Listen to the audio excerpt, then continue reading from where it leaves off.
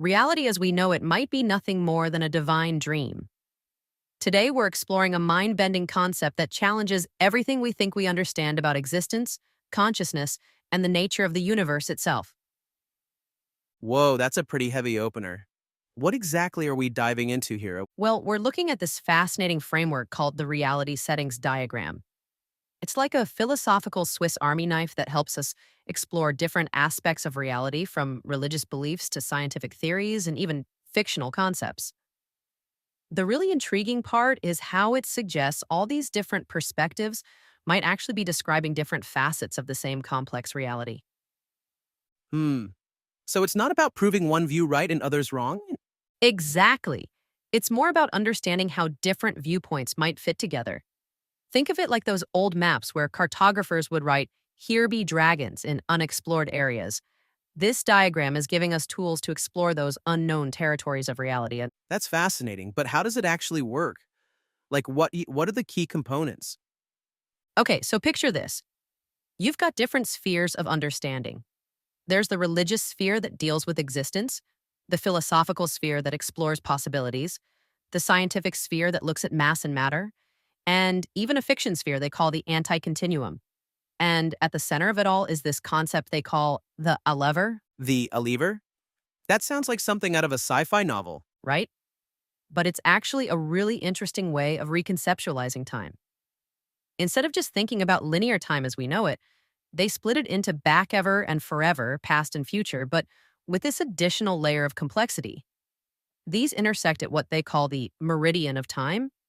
And here's where it gets really mind bending. They suggest that this intersection point might be where different realities connect. Okay. I'm trying to wrap my head around this. So, how does this tie into the idea of reality being a divine dream? Well, that's where the phantasmal reality hypothesis comes in. It proposes that reality itself is created through emotional and creative processes, almost like a divine imagination at work. But here's the kicker. They actually bring in scriptural references to support this idea, talking about how light and darkness play into creation. So, they're blending religious concepts with philosophical ideas? That seems like it could be pretty controversial. Oh, absolutely. But that's part of what makes this framework so interesting. It's not trying to prove anyone right or wrong, it's providing a way to explore how different understandings might coexist. They even discuss this fascinating concept of ether as a formless energy that interacts with reality, which sounds almost like modern quantum field theory. Hmm. This reminds me of something I read about the double slit experiment in quantum physics. The idea that observation can affect reality at a fundamental level. Could this framework help explain phenomena like that? That's exactly the kind of connection this framework is designed to explore. It's all about finding those unexpected links between different ways of understanding reality. And what's really cool is how it allows for our understanding to evolve as we learn more.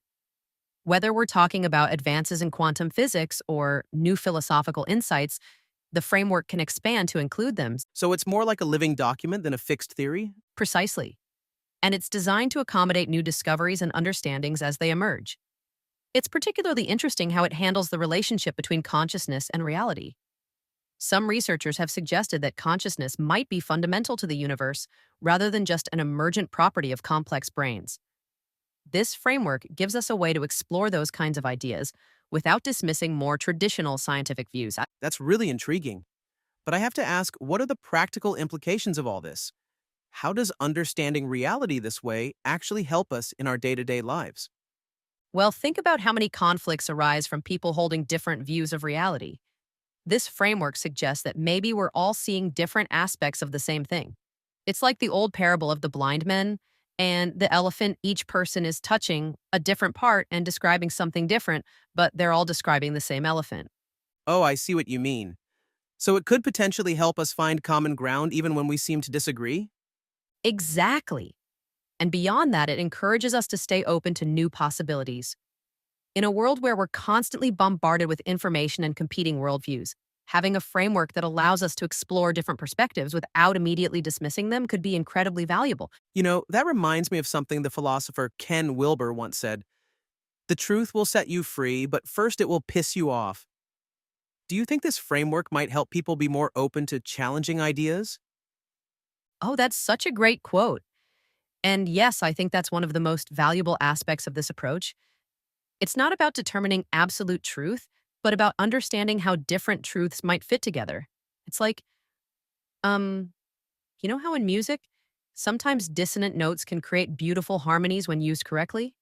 This framework is like that, but for ideas about reality. That's a beautiful analogy. So, in the end, it's really about expanding our perspective rather than narrowing it down to one correct view? Absolutely right. And what's really exciting is how this framework might help us bridge some of the traditional gaps between science and spirituality, between empirical observation and subjective experience.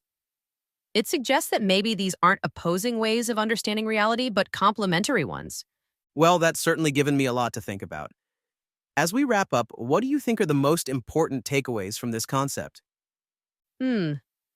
I think the key things to remember are first, that reality might be far more complex and interconnected than we typically assume. Second, that different ways of understanding, whether scientific, philosophical, or spiritual, might all be valid in their own context. And finally, that staying open to new possibilities and perspectives can lead to deeper understanding and maybe even help us solve some of the big challenges we face as a society. Those are some profound insights, and it seems like this framework could have some pretty significant implications for how we approach everything from scientific research to conflict resolution. Absolutely. And who knows? As we continue to explore and expand our understanding of reality, we might find that the universe is even stranger and more wonderful than we ever imagined. The reality settings diagram might just be the first step on a journey that completely transforms how we see ourselves and our place in the cosmos.